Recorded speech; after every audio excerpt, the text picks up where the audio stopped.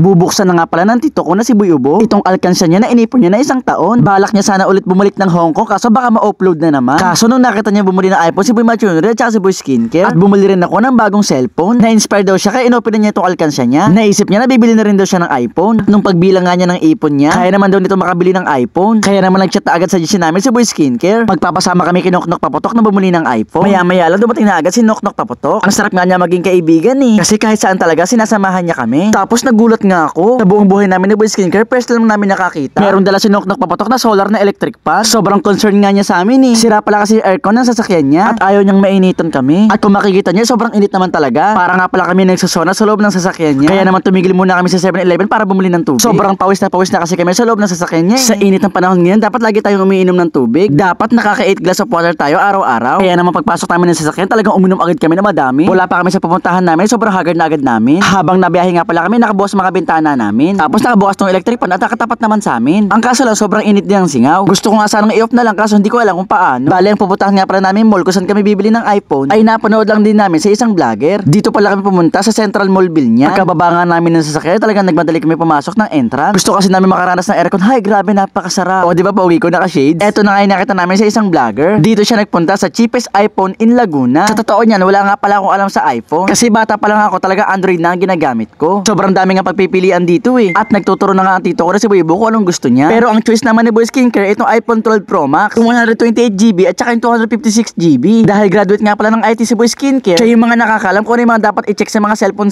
Hindi ko nga din pala alam kung ano to, pero pinakabit ito sa computer. Chinek din niya ni Boy Skincare isa-isa. Balak na nga din pala mag-vlog ni Boy Ubo. Kaya naman camera agad talaga ang chinek niya. Ang kaso lang walang filter kaya nung nagbibideo nagtataka kami. Kitang-kita talaga at labas na labas sa mga tunay na itsura namin. Pero hindi pala muna kami bumili. Na kay Boy Skincare kasi ang desisyon kung bibili na ba si Boy Ubo o hindi. At sumubok naman kami sa iba. Pagkagaling ng Binyan ay pumunta naman kami ng SM Santa Rosa. At dahil nga sobrang haggard na namin, diretso agad kami sa CR. Buti na nga lang at Boy Scout ako dahil meron akong dalang sabon. Pare-parehas kasi kami ng problema kapag bumabiyahe kami. Lagi kami nagtatanungan kung sino meron dalang sabon. Kasi nga lagi kami nahahagard. Para naman kahit papaano magmukha kami impress sa mga video namin. Naghihilamos kami kung pwede nga lang maligo, naligo na kami. Eto na nga pala ang tsura ko pagkatapos maghilamos. Hindi ko nga lang sure kung meron bang pinagbago. Hanggang dito nga pala sa CR, dala-dala namin yung solar namin electric fan. Wala kasi kami dala mga pamura sa mukha namin, nagpatuyo na lang kami sa hangin. Pagkatapos maghilamos at dumiretso na agad kami dito sa Cyberzone. Dito nga pala meron din mga iPhone na pagpipilian. Pero dito nga pala meron talaga napusuan si Boy Ubo. Nagustuhan niya kasi yung kulay. Kaya naman nagpa-assist na agad kami at tinuro ni Boy Ubo kung anong gusto niyang iPhone. Ang iPhone pala na nagustuhan ni Boy Ubo ay iPhone 13. Grabe, nanginginig nga siya pa binubuksan to eh. At alam niya ba, sa sobrang excited ni Boy Ubo, kahon pa lang yung nahahawakan niya, nagbayad agad siya. Baka daw kasi magbago ang isip niya eh. Tuwang-tuwa ang tito ko sa Boy Ubo at binili na niya nga to. Siyempre dahil sinamahan namin siya, ilibre niya kami ng pagkain. Ang gusto ko nga sana kasi sa tabi-tabi na lang kami kumain sa mga street foods na para makamura. Kasi siyempre naaawa ako, baka wala ng pera ang tito ko, pero siya talaga nag-insist na gusto niya dito. Siyempre wala naman ako magagawa kaya tanggap ko na dito kami kumain sa Chowking. Nagpa-order pa nga ako ng extra rice dito at ang dami ko nakain pero naubos ko naman. Kaya naman sana magbigla ang tito ko at maging masipag siya. So yun lang, thanks for watching, bye bye! Yeah!